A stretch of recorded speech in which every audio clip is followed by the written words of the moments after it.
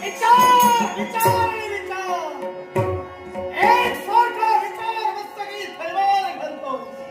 आणि तो विचार कशाचा असेल?